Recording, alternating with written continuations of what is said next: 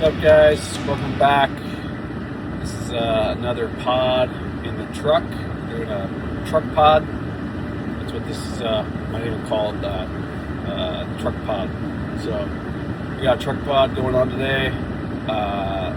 You'll hear in multiple different videos. Like it's gonna be kind of spotty. I'm gonna try to mash this all together. I'm not the best video editor, but we're having to stop location today while at work and make our pod on the go. When you have a house full of teenage girls, a few boys, and we are outnumbered, you get busy with life and you gotta make stuff up as you go here, so we are making this pod on the go. So this is the truck pod. Hope you like it. Coming up on my first stop, so I gotta get to that.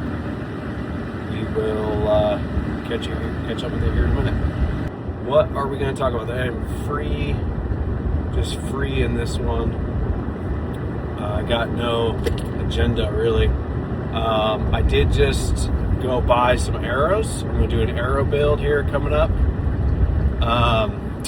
Dan at Elk Shape, I have been speaking with you about what to go with. I had mentioned, I'm going to maybe run the Sonics, Easton Sonics this year, the match grade Sonics, and I did not go with that.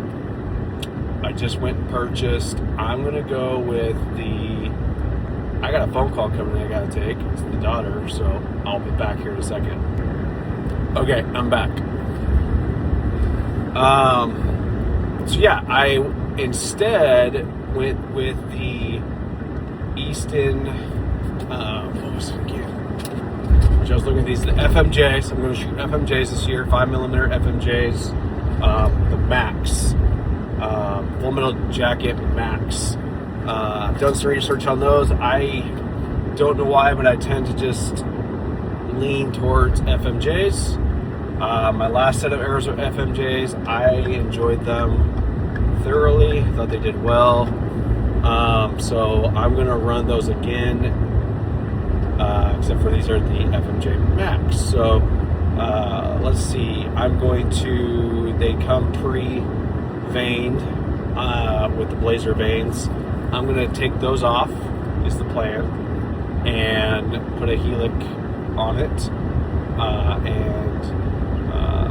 I'm going to put a different vein on. The veins I wanted to get are out of stock everywhere. I think is it AAE Mini Sabers, I want to say. I'm all doing this all off the top of my memory here. But I can't find the white ones. I think they're very popular, and they're just sold out everywhere, it seems like. So I'm going to run a different vein than I want, but that's okay. Also, I got a discount on these arrows because it says they come with a half-out insert. The box I picked up, the last box that was on the shelf, didn't even have the inserts from what I could tell. I let Sportsman's Warehouse where I picked them up. No insert. So I got a discount, pretty cool, which I kind of want a hit insert anyway, so I'm going to order some of that. What else? I do a collar on it.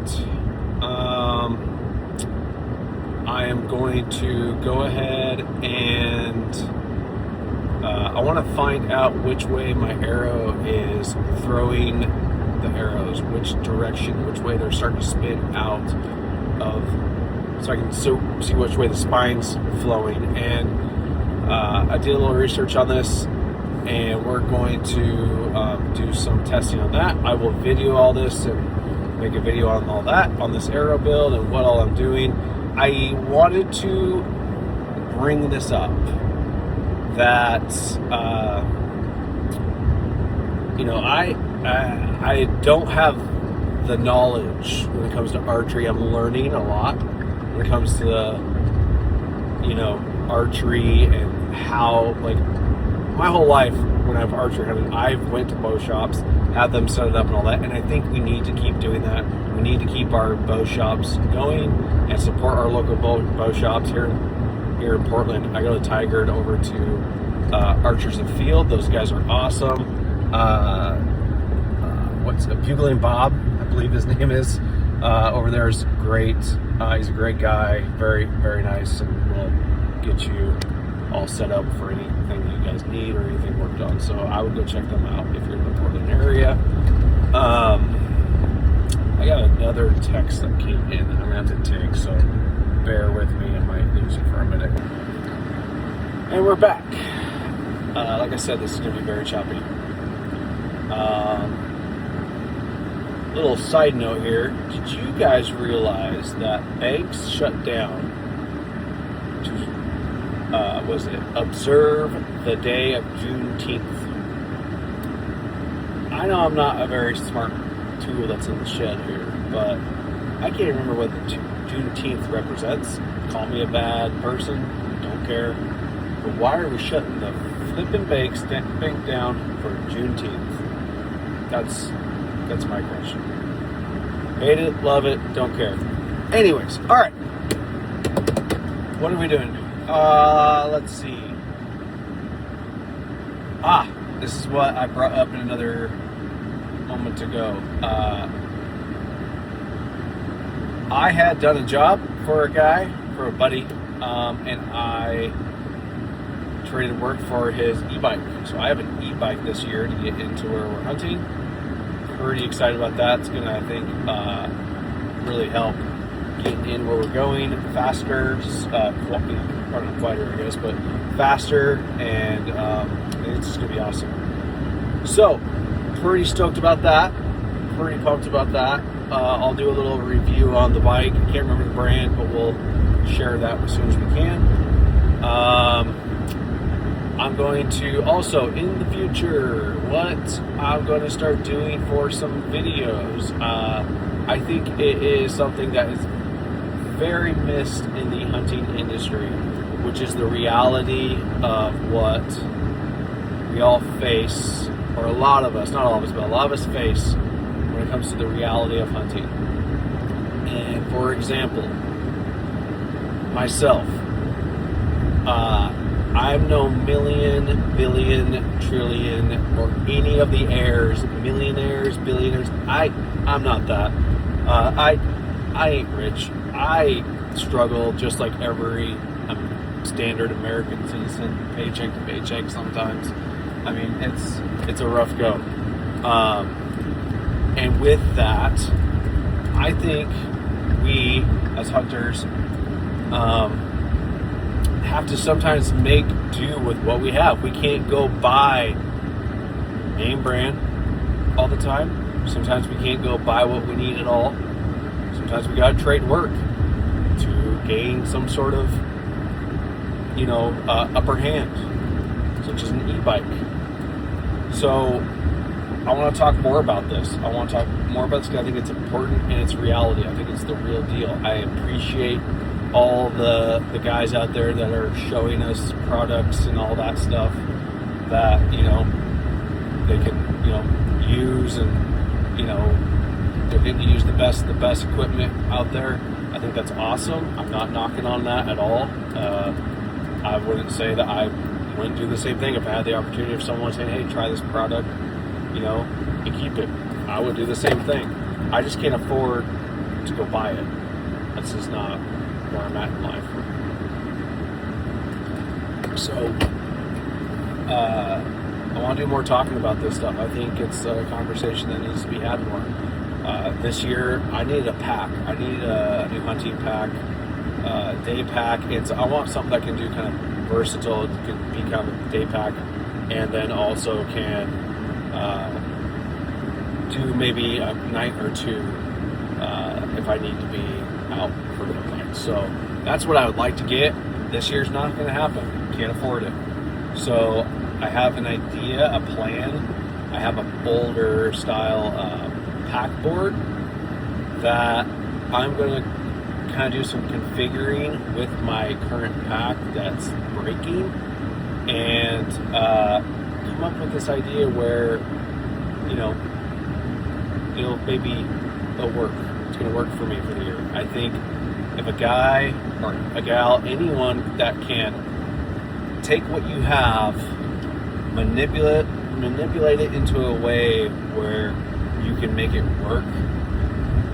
That's a talent. I think there's a talent that I use that as much as I can in the industry I'm in construction. If we all say in this industry sometimes, like, I wish I had a board stretcher. I could stretch out that half inch of gap that I didn't make the right cut on. And though there is no such thing as a board stretcher yet, sometimes you figure it out. You figure out a way to make it look right. You figure out how to not have to run to the store 1,000 times. Though I do run to the store 1,000 times, so maybe we save that 1,001st time of having to go to the store to get another piece of trim. So there's ways to figure out tricks of the trade, I would call it. And with hunting, I think it's the same thing. I think that there are going to be tricks. There's tricks to the trade to make it work, make what we have work, versus having to buy the best thing every time. So I want to discuss that more. I don't know about the rest of you guys, when you guys put up trail cams. I've heard guys leaving them up all year round. Thinking about maybe doing that myself. I'm going to do a video on that as well. Let's do what I have. Again, not going and buying something new here, but use what I have. I want to talk about the cameras I have, what I like about them, what I don't like about them, the ups and the downs. So that'll also be happening soon. This is a pod episode, so we're just having some fun, driving around town. What else is there to talk about? Just listened to Elk Shapes pod today. That was a good one. Dan had a good guest on. Can't remember the guy's name. I'm sorry. I can't remember the product you were coming out with, but I do love the concept, and I actually did sign up once it drops. It's an app to help rate where you're at with your bugling, elk calling skills, and it gives you kind of what you need to work on. And I'm guessing that it has like these sounds that you can compare yourself to, and it gives you like a score. I think it's going to be an awesome product once it drops. I tried to get on their site. I always had a little trouble with it, but hopefully it can get worked out, and we can start using that to practice bugling. Everyone knows I need it. You've heard me at all in our videos bugling. It's a rough go. So keep practicing that. Pretty pumped about the arrow build and all that coming up. What else is there? This is going to be a short video. Like I said, it's going to be a short video, and it's at 7 minutes already. So I'm going to go ahead and cut it short. I'm going to finish out my day running around, doing all the errands I got to do. Get excited, guys. Get excited. Elk season's not that far off. We're sitting in mid-June, and here in Oregon, end of August, 1st of September, we're going to be out there, hopefully chasing down them elk. So not that far away. Get ready, get prepared, and do what you need to do for that. Start shooting every day. I know I've been shooting just about every day, and starting to get back to that feeling. I wasn't shooting, which was a total embarrassment, but we'll get back to it. So, all right, guys, have a good day. Have a good weekend. Out.